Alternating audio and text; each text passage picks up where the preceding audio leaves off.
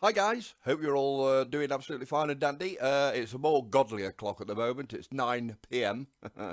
and I've just been going through my news and thought I might show you this one, which I've got some input for.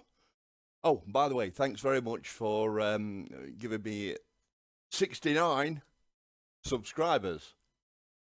I'll insert the nice meme here. Nice. Aerial footage.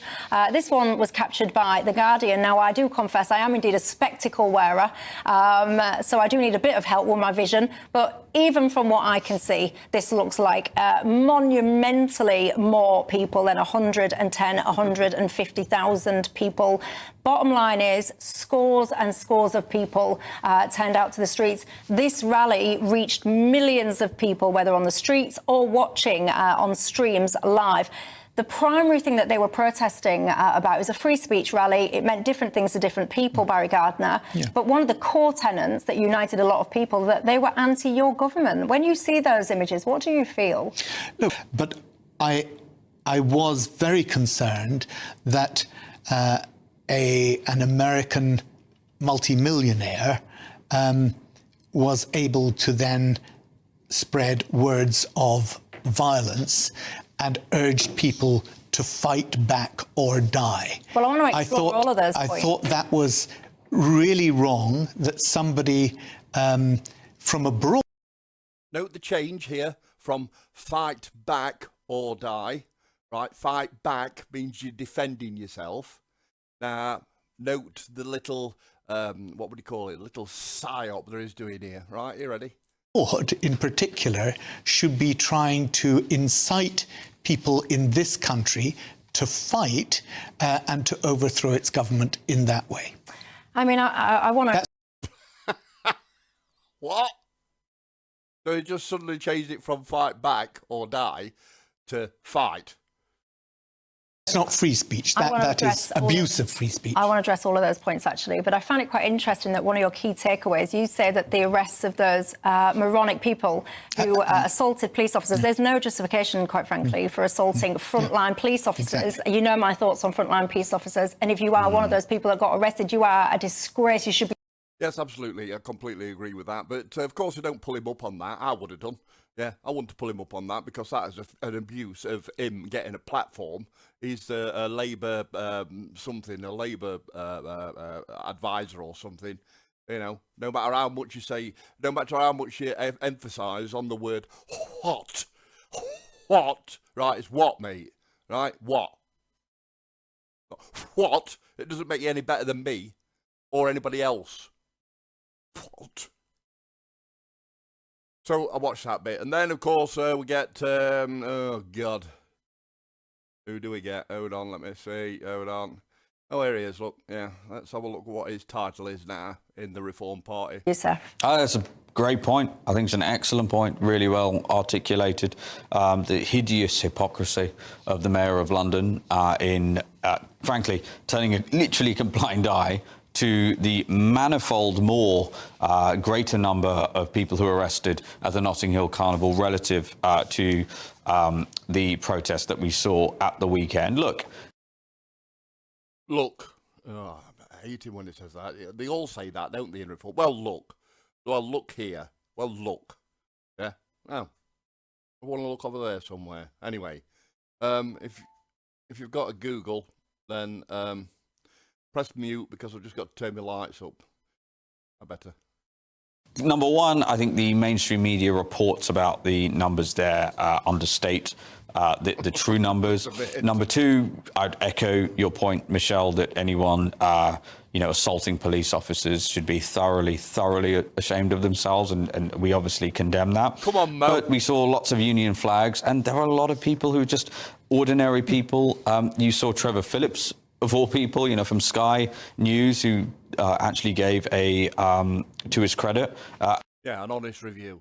It did give an honest review of it. It was very surprising to see, especially on the Sky News for the United Kingdom, rather than having to rely constantly on the Sky News of the USA, Africa. Get right. Begins with an A. Australia. Sky News Australia. Yeah, they usually give a fair thing, a fair look at it. An accurate assessment of the people who are there. Notably, Sky News appeared to have deleted the tweet because he was doing such big numbers and people were actually giving them credit for it. So, of course, Sky News deleted it. But look, was obviously a large number of people, a vast number of people who came together to protest against the policies of this government. Probably to some degree, actually, the policies of the previous government as well. Basically, head of policies now. So he's not the head of Doge anymore, where it should be. Why is he even on here? Why is he even on GB News? This should be Farage. It should be, what's his name, Brown? What's his name? You know, the Brown guy.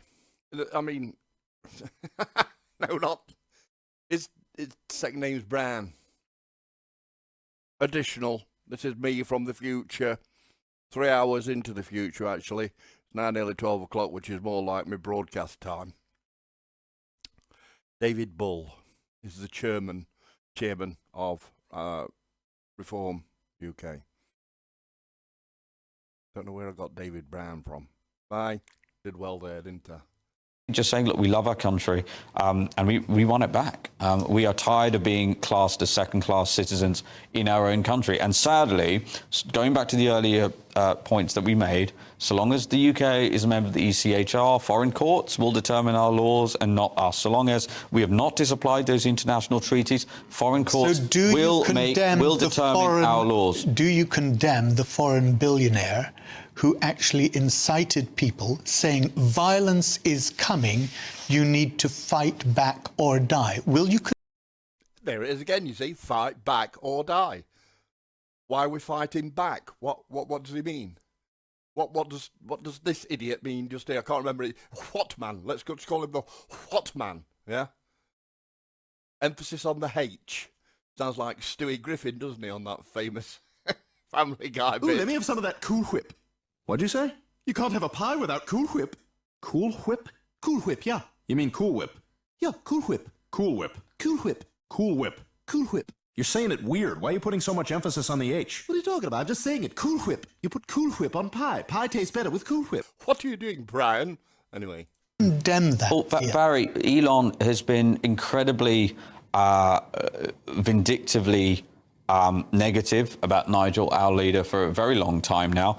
You're not going to hear me sit here and post in defence of Elon's political judgment. I'm asking you to. Just because Elon Musk gave one question to Nigel Farage. Forget what the question was now. I'm sure you might remember. If I had a proper directors, Chuffin, or producers, I mean, you know, I'd be able to get all this lot up for you guys and then just show you clips in between. But unfortunately, I'm not that much of a professional outfit at the moment. Don't forget to like and subscribe, by the way. Right? And then you never know, might be able to get to that elevated level of being able to do stuff like that. At the moment, it's just me grabbing hold of my headset microphone and turning my camera around, and just now I've forgotten the entire point to my ramblings. Oh yes, that's it. Yes, because Elon Musk put one question to Nigel Farage, and within that one question, he was able to evaluate whether or not Nigel Farage was a decent person to run as Prime Minister. And Elon Musk said, he is not the man for you. Right? Ben Habib, Advance UK. You know it, I know it.